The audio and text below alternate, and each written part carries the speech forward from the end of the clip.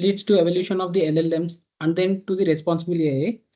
So first thing is I would like to tell you about what exactly an AI system is. I hope everyone can see my screen. Can you see the scenario what it is visible to you? In this scenario, there is one human and one AI system, right? So human is asking some query, like he's asking some kind of things, and the AI system is generating output. So the thing is, we need to know that how it is generating the output. Like what are the technologies involved in behind this in order to generate this output, right? So it is very easy. We can see that human is asking and AI system is generating. But let's see what are the technologies involved in this. So first thing is, in order to understand the human query, there should be one common language between the human and AI system, right? So then they developed one technology, that is called natural language processing. It helps to understand the user query, like by finding some named entity recognition and some key points in the query. So it can understand the content in that way. Okay, fine. Now it has understood what human has asked it, right? So next thing is in the database, now it need to retrieve the documents which are related to the human query. So he's asking about case laws, right? He's asking about law related documents. Now the role of ML is here. It needs to classify the documents. So the database does not only consist of only documents related to laws, right? It may have related to healthcare, retail. So there will be many documents. So now we need to classify the documents which are related to law, right? So here the role of ML and deep learning comes. Next, okay, now fine. It is our ML and deep learning models have classified and retrieved. Okay, now is it relevant that to give all the documents to the human in the same way? It will be very difficult, right? Like in order to read that and analyze all the documents, it will be very difficult. So then there comes the role of Gen AI. It will generalize the data and then it will give the exact content whatever the human has asked. So this is how the AI system works. I hope everyone understood like what an AI is, right? Let's move. Yes. Yeah, let's move forward. So now the basic thing is we need to know how we evolved from traditional AI to Gen AI. So basically what traditional AI is, we will be training the data to the model. It will learn the patterns in the data and then it will predict, right? But that is the not case in the Gen AI. So when we train the model with the data, it will create the new content. So it is how it differs from the traditional AI to Gen AI. Let's see the journey how it evolved from traditional AI to Gen AI, like and what failures of the models it leads to the Gen AI models. Okay. So first thing is, basically in earlier days, we were using these RNNs majorly for all the NLP related tasks. Basically, these RNNs are very good at sequential data processing and time series analysis. But there are two major issues where this RNN has failed. So first thing is, when dealing with the long-term dependencies, it has a vanishing gradient problem. And one more issue is the processing. Like while training the data, it is processing sequentially. So it is taking more time. So these are the two major issues where the RNN has failed. So then they just shifted from RNN to LSTMs. Now, what they did to overcome these failures, like to mitigate, I mean, there are two failures, right? In order to overcome that, what they have implemented. So in LSTM, they used memory cells, which has gate mechanisms. In gate mechanism, we have like input gate, forget gate, and output gate. The role of the forget gate is, it will just keep the relevant information which is needed, and it will discard the remaining information, and then it will feed forward to the next layers. This is how the LSTM works, right? So with that, it is more efficient for the long-term dependencies. Now it is efficient while dealing with the long-term dependencies. So one problem of the RNN has been solved with this LSTM, right? Next thing is, even though it has solved the vanishing gradient problem, since like as the RNN works same, the LSTM also process the data sequentially. So even if we need to train with a lot of the data, it takes more time, which is time expensive, right? So again, what they did, like then there comes the game changer from traditional to Gen AI. That is, attention is all you need paper. In that they published this transformer architecture. In that, they introduced one mechanism called self-attention mechanism, which shift the processing from sequential to parallel processing, which changed the processing type to the parallel processing. So these are the key innovatives in the transformers like self-attention mechanism and positional encoding and feed-forward layers, and then parallel processing. And few examples for these transformers are like BERT GPT-2 T5. Next, coming to this, let me show you how the transformers work visually.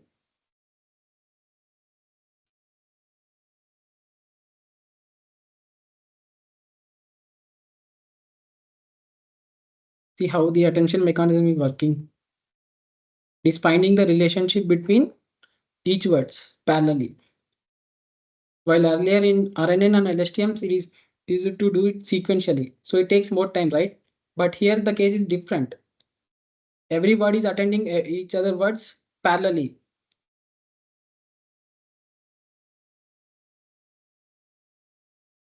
Let's see how the self-attention mechanism works. Let's take an example. The cat sat on the mat, right? So the first thing we need to do is now we need to convert these words into embedding vectors. So this is how the embedding vectors looks. And for each word, there will be query, key, and value vectors for that. After that, we need to compute the attention scores for that using dot product of the q vectors of the cat and then with the other words. After that, we'll get a score matrix for the cat. And then after applying the softmax, like doing normalization, we'll get the softmax probability scores. With that, we can see here, for cat, we get the more probability, right? After the cat, sat, right, 0.30. So here it tells us about how important the word sat is for the cat. So it is saying the role, like it is describing the role of cat. It is sitting, right. So it is describing the role. So this is how the model learns the context in the sentence. It means it will describe the relationship between the words in the sentence. After that, we'll be calculating the final computational word representation. Even this is the way like how the self-attention mechanism works, so that even this bad GPT are more good to understand the context of the words. Earlier, it is not the case in RNN and LSTMs. Even though they introduced the self-attention mechanism, there are few more limitations in transformers. So if I need to perform any NLP different tasks, right, I need to fine tune the model. So I need the more large label data sets. So it is very cost effective, right? And even if I need to train the model, it will take more time. And one more thing is, like limited generalization. So you can see this third one, right? Limited generalization. I hope everyone knows about the transfer learning. Like we are sharing the knowledge from one domain to another, right? So it is not easier in this case. So these are the limitations of transformers. Now, again, in order to overcome these, then they introduce the foundation models. Here, from here, we'll start the evolution of AI, right? So what exactly the foundation models are? They are the models pre-trained on massive data. So they took many sources like Wikipedia and many public data sets, everything. And then they trained these models. With that, it can adapt like question answering, sentiment analysis, image generation, code writing, everything. Since these foundation models are built on top of transformers, they use self-attention mechanism, right? So it will be very easy for the model to understand the context, right? And relationship between words. And few examples of the foundation models are GPT-4, Gemini, Claude, DeepSeek, Llama, right? Let's see the capabilities. Like if you train the model, with the audio, documents, image, data, it while when we train these with this data, it can adapt like information extraction, object recognition, text generation, sentiment analysis, question answering. There are many, right?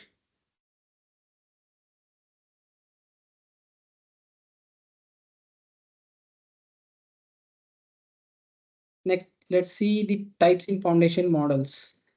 Basically, there are three types in foundation models. One is language models, and then vision models, and then multi-models. So in language models, it will take the text and generates the text, right? Whereas in vision models, it will generate image or videos. Whereas in multi-models, it can generate text, video, anything. And again, in language models, we have two models, like large language models and small language models. So how can we differentiate these, like into large language models and small language models? So based on the size of the model, like based on the parameters, let's suppose we take one example. There is one model which has 605 million parameters, right? So there are some parameters in the model which are not, which the model doesn't use. So if we remove that parameters, then the size will be reduced, right? So after reducing that, the size may become like something 1 billion parameters around that. So then we call that as a small language model. These 605 billion parameters is there, right? We call that as large language models. I hope you understood the difference between large language models and small language models. Let's see a few examples for that. GPT-4, DeepSeek Carbon, Llama 3.3. These are few examples for large language models, and 5.2 and Mistral AI for small language models. Coming to vision models, there are like DALI, Sora examples. And then for multi-models, Gemini, GPT-4. I hope everyone is aware of this Gemini, right? Next, let's see what LLMs are. Let's deep dive into these LLMs, which is now major. Like everyone is asking, even if you go in for any interviews, they'll ask about you large language models, right?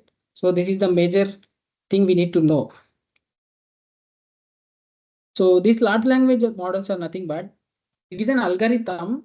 It uses neural network, and then let me explain you in clear way. So we are providing unstructured data to the model which has no labels in it. So the model itself uses this self-supervised learning technique to understand the context in the data. So for that, it will use few shot, zero shot and few shot learning techniques. This is how the LLM works. And we know the capabilities of LLMs, like it can generate text, translation. It is used for translation, everything. And see how LLM works. If you give input, it will generate the output, right? And the few LLM providers for us, like open source and paid versions, Claude, GPT-4, Gemini, Llama, DeepSeek.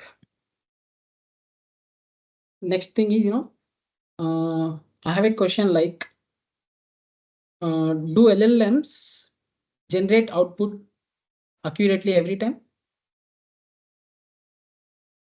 Can someone answer me?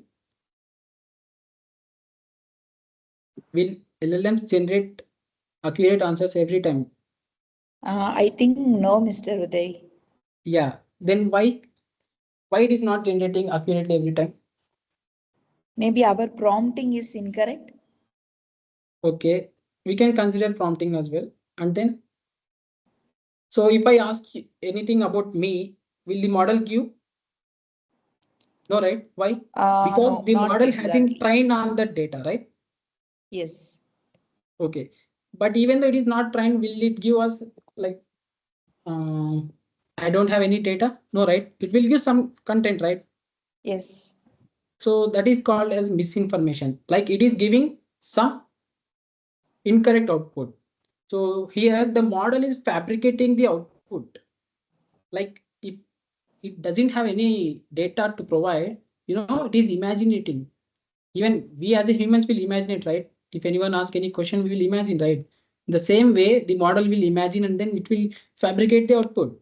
So this concept, we call it as hallucination. This is the major thing even in industries happening, talking about and working on the models. And let's see the reasons why the hallucinations happen. Because one is lack of real-time knowledge. So I think many of you know when the first GPT-3 has arrived, right? When the first version of GPT-3 has come, if you ask any question related to present data, it will give, I don't have a data. I was just trained up to 2021, right? So it doesn't have any real-time knowledge. It can only produce the data up to the data which is trained. So this is one of the reason, right? And one more is lack of external verification. So there must be one human in a loop to check whether these outputs are correct or not, so that we can rectify these hallucinations. And as ma'am said, the poorly defined prompts, right? So these are the few reasons for hallucinations. Let's see one example of the hallucination. So user is asking to the AI assistant that who won the FIFA World Cup in 2026? See, AI is hallucinating and it is giving Brazil won the 2026 FIFA World Cup by defeating Germany in the finals. Why did it give like that? Because lack of real-time knowledge, right?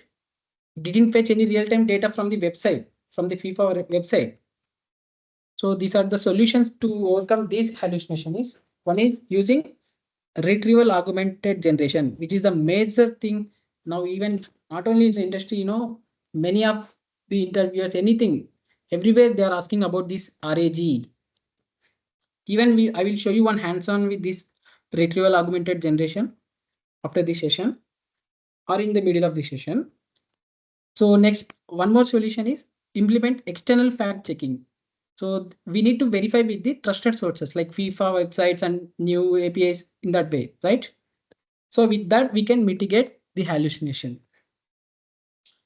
So these are the strategies to mitigate the hallucination, like improving the training data and enhancing the model architectures and keeping the human in the loop for verifying, and then fact checking and external audit sources. Like there are some sources like which are available like in publicly like Wikipedia. There are few more like, and then fine tuning with the domain specific data. So one issue I need to address is, so there are many enterprise applications are built, right? Why they are building, like, even though there are many LLMs, why they need to fine tune the model with the domain specific data? Because the data will be changed frequently, right? So if we train the model, it can only produce the like up to the content which is trained. So but when you see in enterprise, the data will change frequently. So they are doing this fine tuning all these tasks and then controlling the response generations. And next one is AI alignment and ethical AI practices. We'll look into these in the upcoming slides where we talk more about a responsible AI. So next task is we need to customize these LLMs, right? In order to overcome these hallucinations, everything, we need to customize the LLMs. So there are three techniques to overcome the hallucinations by customizing LLMs. Are one is prompt engineering, and then fine tuning, and the final is retrieval augmented generation. Let's talk about the prompt engineering. It is like so I need an output in a way that I need to design. I need to tell the model that how my output should be. So I need to design the prompt in a way that I need to get the exact output how I need. So that is what we call prompt engineering. It is like practice of designing and refining the inputs of AI model in order to get the better response, right? This is what prompt engineering is. Next, let's see what the fine tuning is.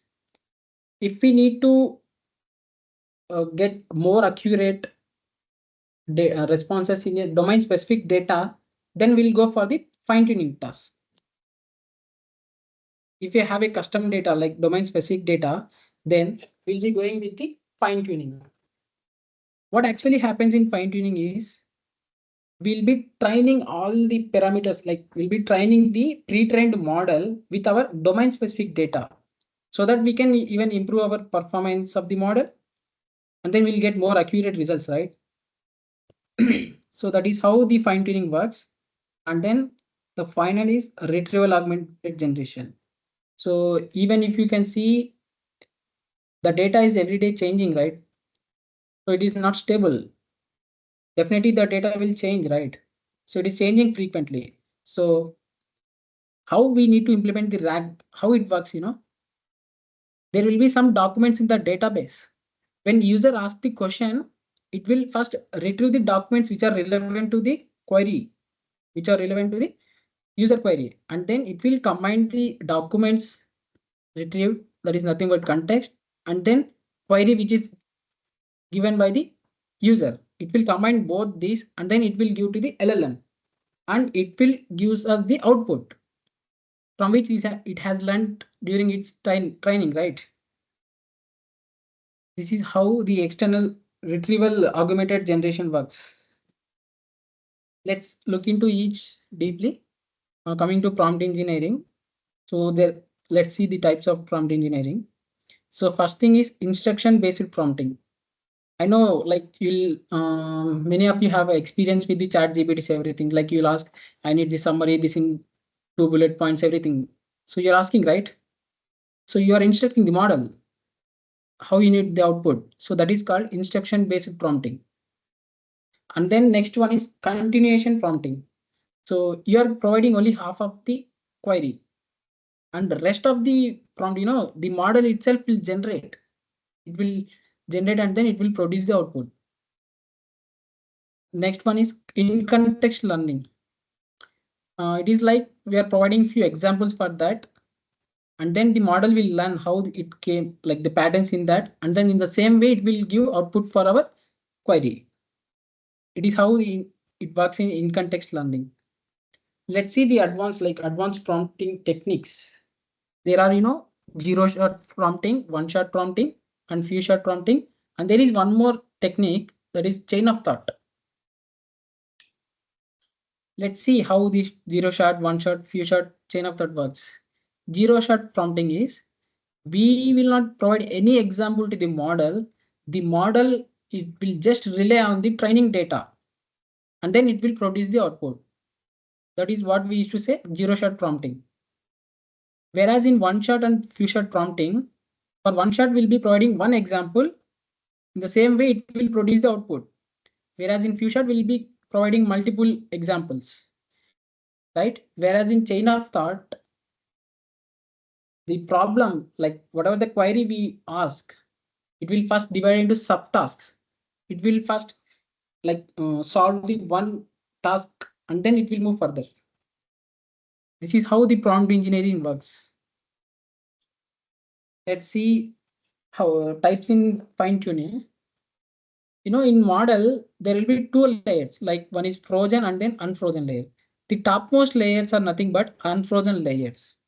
So if I need to fine tune the data with my specific domain data, only with my specific data I need to train, then I'll go for fine tuning. Right. So in what actually happens in fine tuning is, it will update all the model layers, all the parameters with our custom specific data. Then what happens, it will just forget all the data which is learned before, right? If you update with the custom data, so that we call as something, it is there, sophisticated training something. Okay. So it is what happens in the fine tuning. So if we don't need that case, then we can also do one more thing, that is parameter efficient fine tuning. In that, we can just update the topmost layers with our data. Like we'll update the parameters of the topmost layer with the custom data. So these are the two types of fine tuning we can do. And for doing the parameter efficient fine tuning, there are few techniques like Q, LoRa, and then LoRa. Next come with retrieval augmented generation. This is the most important thing we need to know. As I said that the data is everyday changes, right? If data is changing frequently, then we need to adapt these applications like RAG applications. Instead of fine tuning, we need to adapt to the RAG. I'll tell you the reason why, suppose there is one data, like I need to fine tune the model with MITS data, right? MITS faculty data. So if I fine tune the model, again after 1 year, there are few changes in the data, like few faculties will join and then few will leave, right? So is it relevant to fine tune the model again with that new data? No, because it is very cost effective. So in order to fine tune the model, it will take more time and cost effective, right? So that we can use this RAG application for that. So let me tell you how we can implement these things. First thing is we can place the data in our document. What are the documents in our database? First, we need to convert the data documents, whatever present in database, into chunks. And then we need to convert that chunks into embeddings. Embeddings are nothing but vectors, right? And then we need to store that embeddings into the vector store. Now, whenever a user asks query related to these text, it will first retrieve the documents which are relevant to this query using semantic search, right? First, it will check the embeddings of the query which is provided by the user, and it will check in the vector store. First, it will search for the similarity search, right? And then it will retrieve the documents, and then it will combine with the user query, and then it will send to the LLM. And then this LLM will then generate the response. This is how the retrieval augmented generation works. So in order to build these applications, like if we need to fine tune the LLM model, or if we need to do any prompt engineering techniques, or if we need to build any RAG applications, there are some frameworks like LangChain, Llama Index to build all these LLM applications. So one of the framework is LangChain. Let's see the capability. If there are many capabilities which the LangChain has provided us, and few of them are the prompts. In order to deal with the prompt techniques, we can use the prompts, agents, chains, LLMs, and one more memory, document loaders. There are many. So using this LangChain, we can build many LLM applications. So if I need to fine tune the model, I can do it using LangChain. If I need to build any RAG applications, I can do it using LangChain. So it is a framework which provide all these packages, libraries, everything, right? Now, up to this, the GenA has been completed. Okay. So do anyone have any doubts regarding this up to the GenA part? Next, we will be Dear moving. participants, if anyone is having doubt, you can unmute yourself and You can ask, unmute. or Yeah. you can post it in the chat box. The reason why I stopped here, next we'll be moving into the new area, which is now even emerging in the industries also. I think Uday, we can continue. Yeah, okay, ma'am. Thank you. Yeah, So thank you. the next emerging area after the generative AI is, agentic AI. Let me tell you one example. So think there is one like chief minister, chief minister. For chief minister, definitely there will be one secretariat, right? who will schedule all the meetings, everything, who will take care of him, right? So whatever the work will be done by the secretariat, it will be done by the AI system. The same work the AI system will do. We call him as a human agent, and then here we call this AI system as a AI agent, right? So coming to agentic AI, agentic AI is an artificial intelligence system. It can perform independently. There is no need of any human intervention to make decisions. It itself will plan and then it will act on the environment. So for that, it need some multi agents to work. If you see the components of the agentic AI, there will be basically three modules. One is perception module, and then cognitive module, and then action modules. In perception module, it will take the inputs from the environment using camera, text, everything, audio, sensors, and then it will send that data to the cognitive module. In that, where the memory and knowledge base will help to plan and then make decisions. After making decision, it will then send to the action module where the agent actually performs on the environment. This is how the agentic AI works. Let's see what an agent is. I hope everyone know, as I previously said, what are LLMs, right? So using these LLMs, will be making decisions. So this is how an agent looks. It will use the LLMs and the integrated tools. With that, it will observe some observations. After that, it will again send back the feedback to the LLM. Finally, when it reaches the output, it then generates the output. This is how the agents work. These are the tech stacks to build an agent. So if we need to proceed, like if we need to build any agents, we can use Python program languaging. And then for building applications, as I said, the LangChain or Llama Index frameworks, and the few foundation models, we can use OpenAI, Llama, Gemini. And in Hugging Face, there are a lot of models. We can do it for free. Coming to vector store, as I shown you in RAG application, we store the embeddings in vector store, right? Vector database. For that, we can use Pinecone, ChromaDB. And for agent serving, we can use Fast API, Olama, Hugging Face, Azure. Now, when the model is performing, we need to monitor it, right? We need to look into its logs, responses, performance, and everything, right? So for that, this agent monitoring, like Langfuse, Langsmith, there are, even in industry, they are majorly using this Langfuse and Langsmith. Let's see the types of agents and examples. Coming to AI agents, like types of AI agents, there are learning agents, simple reflex agents, model-based reflex agents, goal-based agents, utility-based agents. Let me tell you one example for goal-based agents. As you all know that autonomous vehicles, right?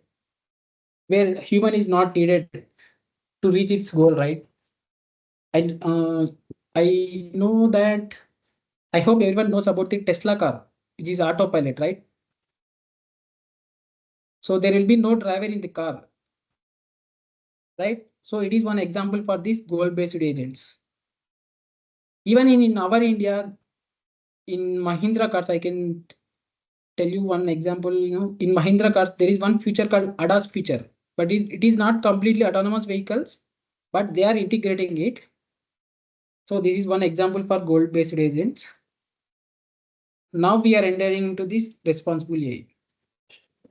Now, as we have seen the hallucinations, there are few more challenges in real world where the AI, LLMs, everything will fail, right? Will generate misinformation, like it will predict incorrectly.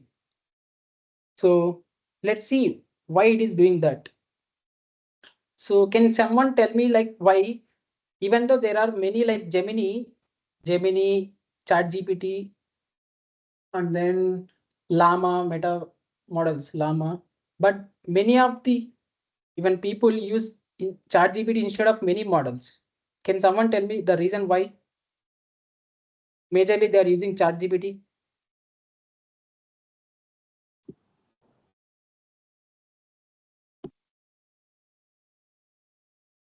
Can someone answer me, please? There are many models, but why many of the people are using ChatGPT? Because that is so familiar. Everyone Familiar? knows chat GPT only. Most of the people didn't know the other tools. Okay. But let me tell you the reason. Actually, the OpenAI has built trust in the users. See, in earlier, when you ask any query, when the chat GPT-3 has come, it will just give you the output, right? The exact content.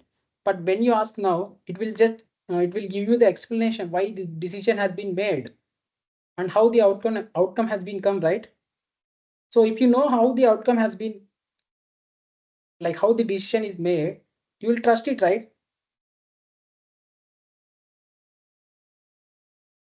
So this is how OpenAI at first it built trust in the users.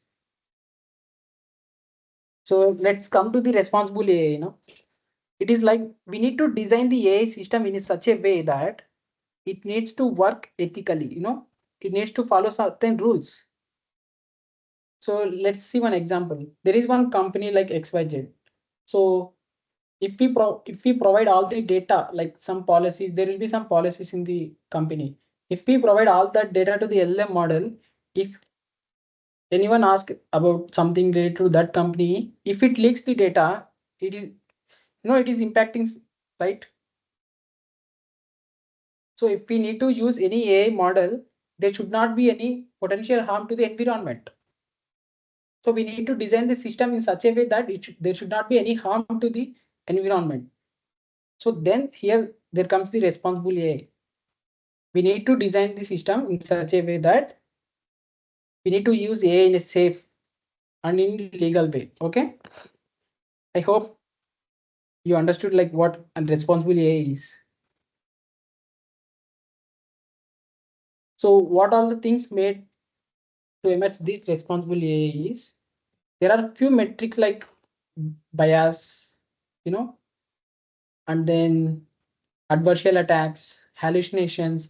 We have seen the hallucination, right? And there are few more. So in order to overcome these challenges, this responsible AI has been emerged. There is one National Institute of Standards and Technology. It has published 7 principles which every industry need to follow. And there are few common principles found in Microsoft and Google. First we need to look into these principles. First thing is accountability and transparency. This is the major thing we need to focus. And then explainability and interpretability. And then fairness. These are the 3 major things we need to look into. So let's discuss the accountability and transparency. If the model fails to produce the correct output, right? So what may be the reason? There might be some bias in the model, like in the training data, right? Even though there is bias in the data, the developer has trained the model. So there is a mistake, right? So who is accountable for that?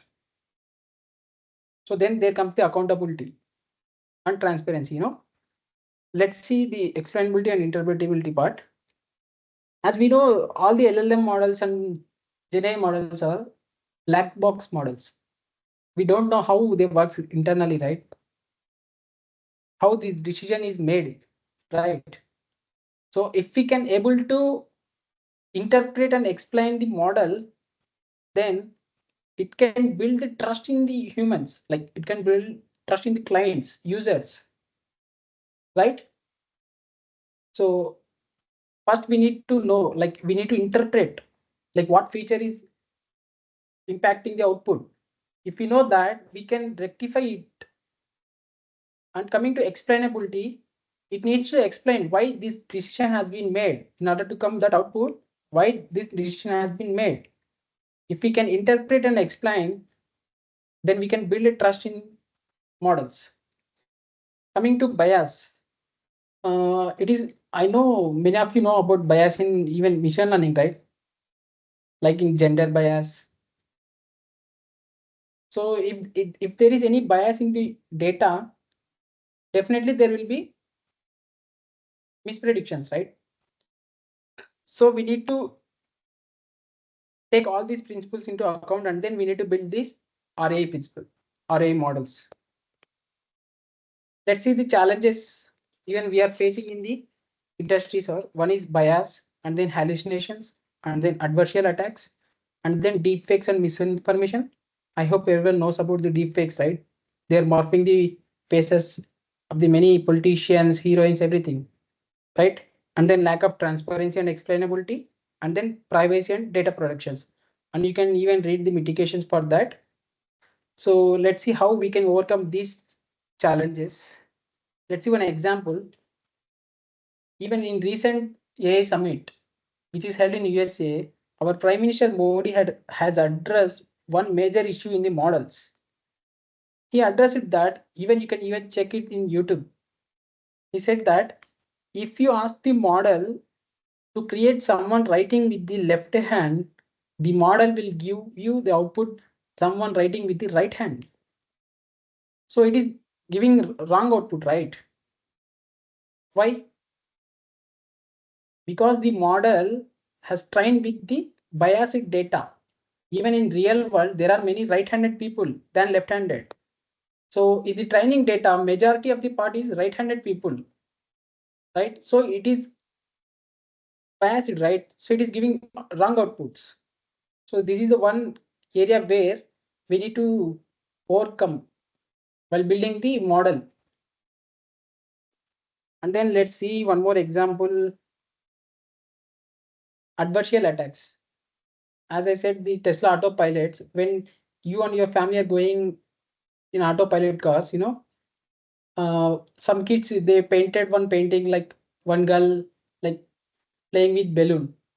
When the car approaches to that sticker, the hackers attack, like integrated some noise in that data. So the car mispredicted that it is some dangerous, like it has some danger in that, and then it started applying some brakes, sudden brakes, or it changes some lane, right? So with that sudden changes, there will be some harm, right? There might be a chance of accident, or there may be some sudden jerks, right? So these are the things where even hackers are doing in order to bypass the output. No, they are trying to um, mislead the LLMs. So we need to mitigate all these things so that we can build a responsible AI models. So do anyone have any doubts up to here? I hope I have covered the like generative AI models, and then found like what are the things in that foundation models, LLMs, and then agentic AI part. Okay, let me tell you one, like I need to tell you one example. So let me tell you one example, three examples where it can differentiate you what bot is, and then what an AI assistant is, and then what an agentic AI is, AI agent, right? So in earlier days, not only earlier, even if you call an Airtel customer care, even if you call now, there will be no person will be joining first, right? Before joining the person, there will be one bot. It will ask you, if you want to know about the prepaid something related queries, please press 1. If you want to know about something, please press 2. That way, right? So the role of the bot is, it will automate the task.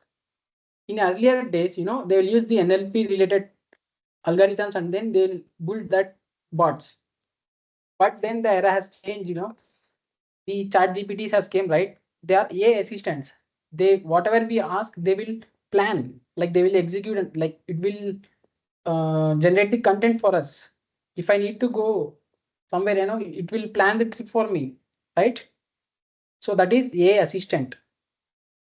Whereas in agentic AI, the example for AI agentic is the agent, if you want to, it will book train ticket for us. If you want to travel, the agent will itself book the train ticket for you. So this is the difference, how we need to find the difference between bot, assistant, and then agentic AI. I hope you have understood. If not, please let me know so that I can even I can give you better way. Participants, if you're having any doubt, you can ask now, up to this session. Uday, actually, I have one doubt in this. Yes, ma'am, please tell me. Now, you talked about the OpenGI, like it is giving the justification or suggestion to gain the trust of users, right? Open? So, OpenAI. Yeah, ma'am. So when it is trying to give the justification, it refers something already existing overnet, right? Which is already existed in internet, right? Yes. Yeah, ma'am. That is what I said. When I So said that maybe RAG applications, yeah. yeah, RAG you said. So the Yeah. content will be keep on updating. For example, for some question, some different ideas will be given in the internet by different persons. Yeah, ma'am. So how ChatGPT will take this one as the best answer? Uday? Is there any algorithm or methodology that OpenAI uses? Yeah, ma'am. It is completely based on the semantic search, ma'am. So Okay. when the user asks something query, first it will be Okay. converted into embeddings, right? And Yes. it will retrieve the documents which are related to this using the semantic search.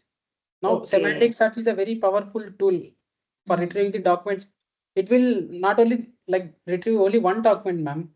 It will Okay. retrieve top K documents. Among Okay. that, it will give us by generalizing that it will give. Let me show you one example. See, if I ask you, so this is example. So when I ask that, who is the head of the artificial intelligence department in Madanpalli Institute of Technology and Science? If you execute this, it will show us like searching the web, right? So they Okay. integrated this RA into this. It is Uh, extracting the content from the websites and then it is giving the outputs. Here you can see that K. Joganathan, right? okay. So from which And sources it is so, taking? yeah, how can you trust it is whether Joganathan is head of the department or, it will give the sources here. See, it is Okay. giving sources. In earlier, it is not the case, right? If you ask something, it cannot give. It cannot Yes, it access the cannot data. give. It will Yeah, simply I give think some solution. they integrated this not more than it is. I think less than 2 months, ma'am. Yes. Okay. Okay. Earlier, it is not there. They just integrated earlier. Okay. Yes. Okay. Okay. Thank you. Yeah, ma'am. Remaining, like, if you have any doubts, please let me know. Like, I can try to answer you.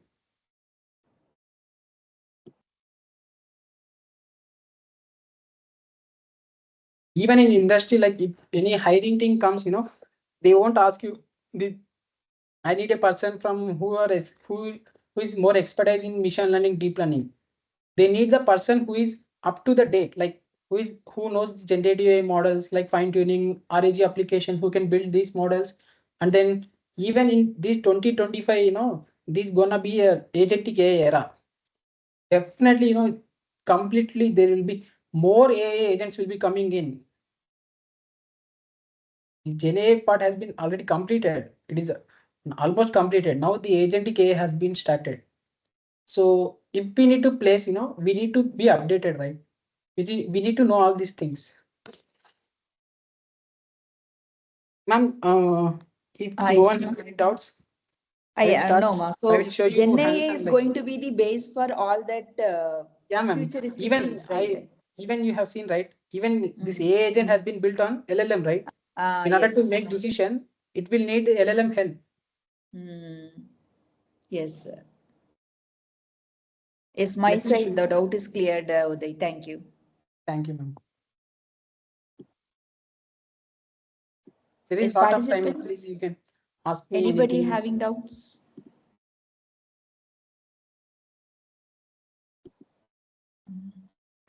Yes, Uday, I think Meanwhile, we let can me proceed. show you one hands-on, ma'am.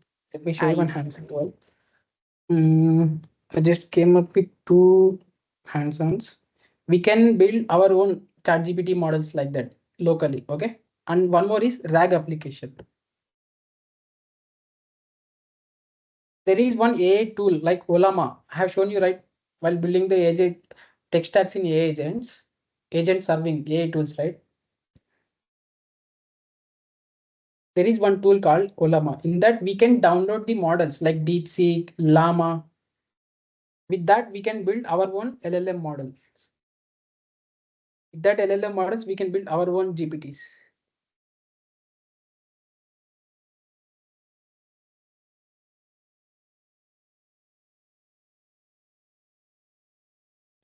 Uday, 1 minute. Someone posted the question in the chat box. Yeah, ma'am. Let me see it. Meanwhile, I will just run the program because it will Yeah, take some okay. time, right? Yeah, okay.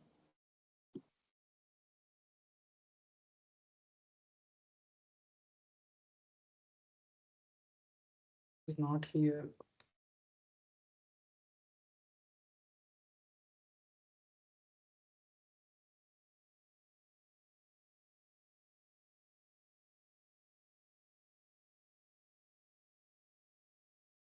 My screen is visible, right?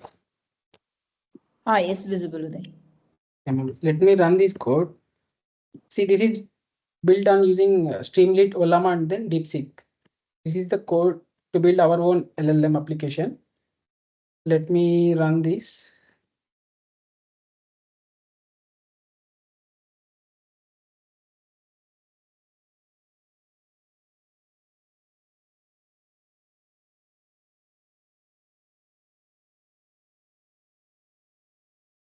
Streamlit.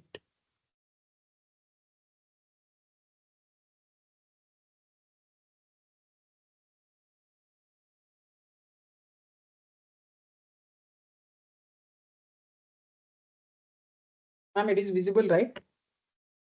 Yes, visible, Uday. Yeah, it is like same ChatGPT kind of things, which we built locally. We ask like if we hit high, it will respond. See, it is thinking. If I ask question related to technical,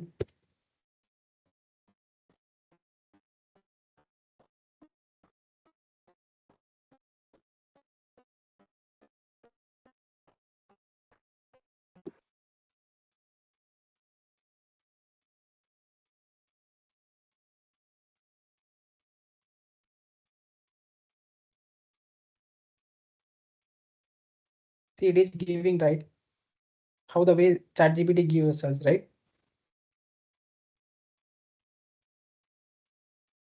So in this way, we can build our own LLM applications locally so that our data will be safe. If we provide our data to the models using API, there is a chance that they can steal our data, right? So if we do it in locally, our data will be very safe. So this is one application we can do. And let me show you one RAG application.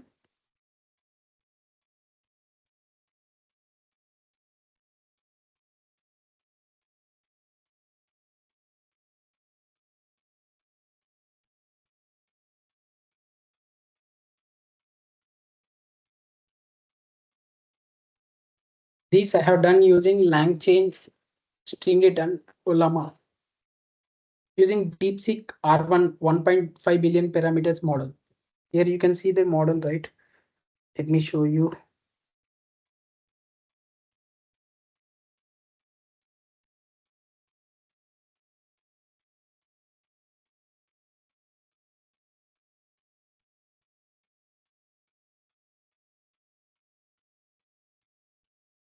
For embeddings, we'll be using this sentence transformer model from Hugging Face. If I run this code, will show how the RAG application works. Here we are using the vector database.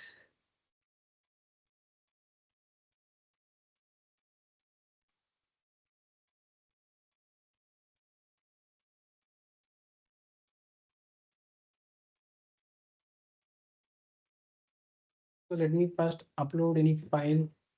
let's take here Dr. Vamsi's details. Let me show you that file once.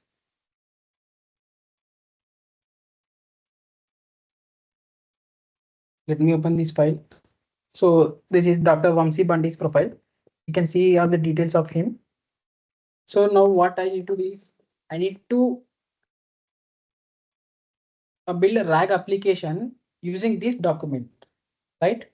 So let's see how it works. So when I upload this document, oh, it is already done, right? It will first extract the content. The way it will do, it will first convert the document into chunks and then into embeddings, and then it then stores into the vector database. So when I ask any query, it will retrieve the relevant documents from that vector database, and then it will send the query and then relevant documents to the LLM, and then it will produce the output. This is how the RAG application works. Meanwhile, it will take some time. Let me see the query someone has asked, right?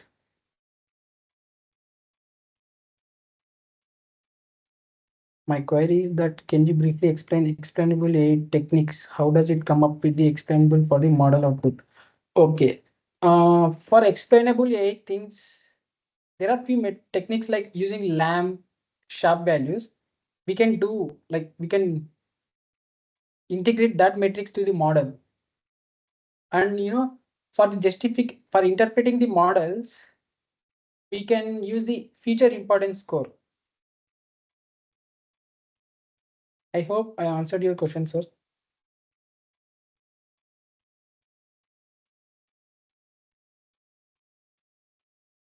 One more thing I need to address is if we need to evaluate any LLM models, there is one open source for evaluating that is Deep Eval. Let me show you that. If we need to evaluate any LLM models, we can use this open source.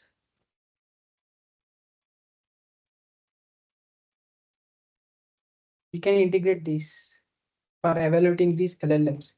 In this, you can see the explainability, everything. Let me open this. Here there are metrics, right? Answer relevance, faithfulness, hallucination,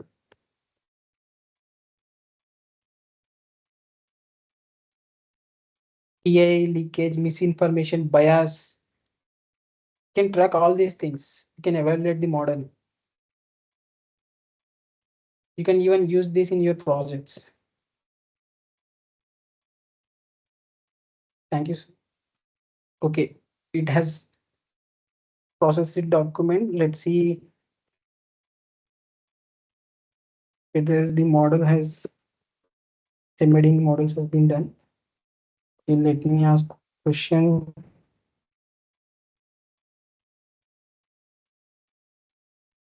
Where did see where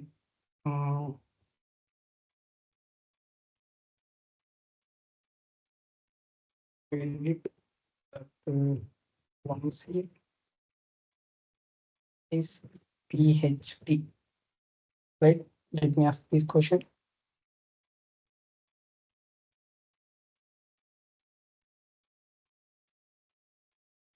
So when I ask a query, let's see here. It will load the embedding model, and then it will retrieve the relevant information, and then it will give us the output. It will take some time for running for the first time because it needs to load the embedding model from Hugging Face.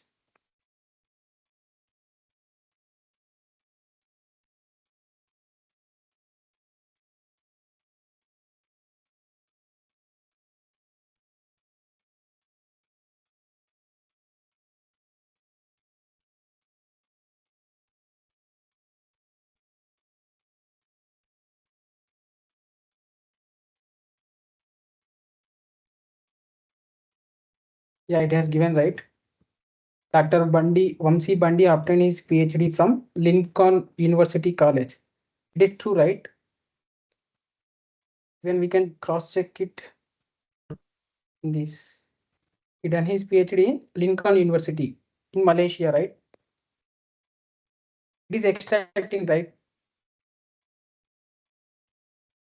So these are the two applications I thought to show you. So are there any questions? Let me know so that I can clarify.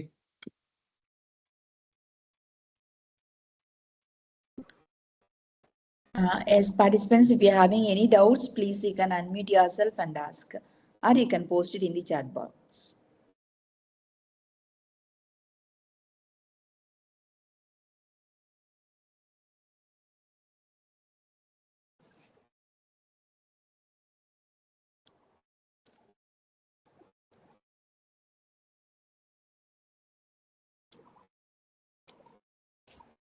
Uday, Sir, someone can we post. apply transfer model? Yeah, yes. Yes, ma'am, please go ahead. Ma'am, can we apply transfer learning model output into some other CNN architecture? Yeah, we can do it. Even I have recently done research on that. Like we can even use the transfer learning in generative AI things. Even that is the emerging part nowadays. Everyone is looking. We can do it.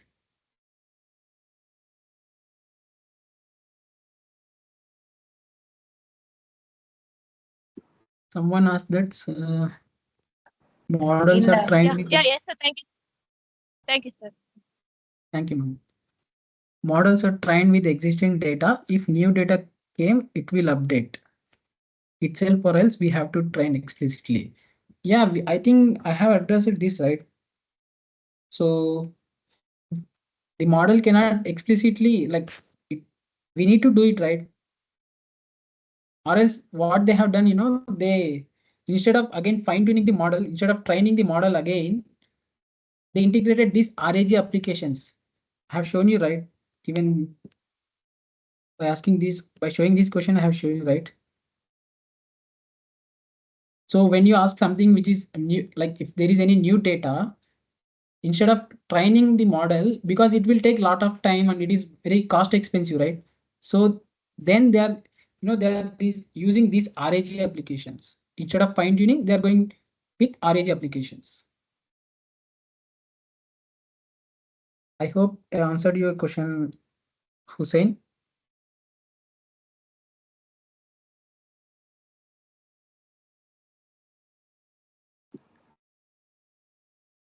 Thank you.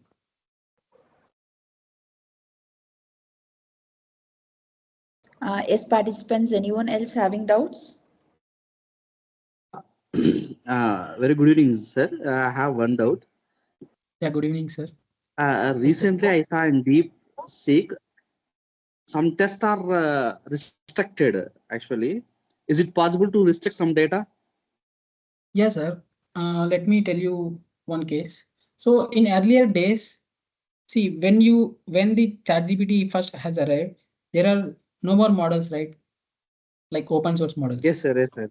Yeah. Yes, sir. When you ask the model at earlier, if you want to murder any person, it will give you answer earlier. Even Gemini has failed this, right? In earlier, the Gemini has failed. The reason why the Gemini has failed is because lack of responsible AI things. They didn't restricted these things. So when the user asks something query, without sending that query directly to the LLM, they're first filtering it out. They're first checking for the any banned keywords kind of things. If there are any words related to crime, something like that. If there are words related to that, they are restricting that query without giving that to LLM. They are just saying we cannot For proceed that, further. we need to write filters, or we need to restrict the or write the another model, sir. For that, we need to. We need to make mention the filters, or we need to write down the another models, training models. No, there is no need of any another model.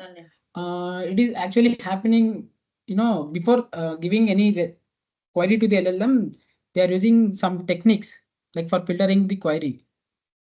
Okay, sir. There is no need of If you any check model it, for that. sir, if you check it in DeepSeek, just like China related data, it just this information is not related as just it give the information. Yeah, Yes, if you check it now, sir, just DeepSeek is. I didn't understand. Like, can you tell me again? Sir, we have DeepSeek R1, right, sir? Yeah, ChatGPT. DeepSeek. Yeah. Yes, sir. If you check related information about the China, Okay. it won't get the information. Yeah, they are restricting it. Like, not only in the query, even they can restrict some kind of data in training data. The data which they have trained, even they can restrict it. They have a lot of techniques, right, to restrict that. Okay, sir. Okay, We sir. don't know like how they build these architectures. There will be several ways to restrict it.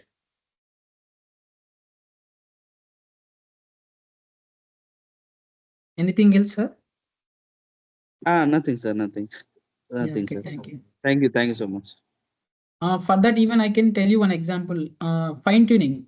So if you fine tune any model on specific data, if you ask any irrelevant question respect to that scope, will it give answer? Okay.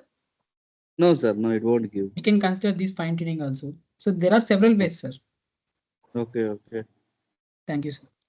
Thank you, sir. Thank you so much. As participants, anyone else having queries?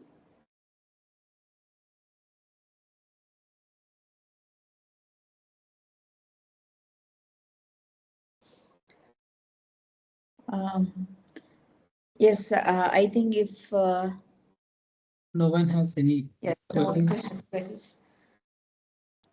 Yes, shall we conclude the session, Mr. Uday? Yeah, ma'am. Sure, ma'am. Yeah, okay. Thank you so much for joining, everyone. I'm very happy to express all these things and share my thoughts with you. Thank you so much for joining. Yes, first we would like to thank you, Mr. Uday Kiran. It is really a very, very nice and interactive session, and which is the hot topic as of now. And nowadays, as we can see, even the students or academicians or even from industry people, everyone, we are all going after something LLM because of its futuristic applications. So it is really a nice session to get to know about these open AIs and then the deep eval and then a few of your application that you have developed, how it is getting restricting the words training, etc. So all these kinds of thing, it is really happy you shared with us, Mr. Uday, and I hope all the participants would have understood these concepts, and maybe it will be, you can use that in your future applications or in your projects or in any one of your works. Thank you, Mr. Viday. Thank you so much for your patience and your time for spending with us. And I would really thank all the participants also for spending your time and patiently listening. And with today, we are concluding our 6 days FDP, guys. So I'll share the link for the feedback, 6th day feedback in our now in the chat box as well as in the um, WhatsApp group. Please fill it before 8:30 p.m. And one more thing regarding the certificates, we will distribute to you maybe at before this weekend once we are consolidating the attendance and every other process. Thank you all. Thank you all for attending this FTP, and on behalf of AI Department, Madanapalli Institute of Technology and Science, I would like to thank each and every one of you and today's resource person, Mr. Uday Kiran. Thank you, Uday. Thank you all. Thank you so much, ma'am. Thank you all.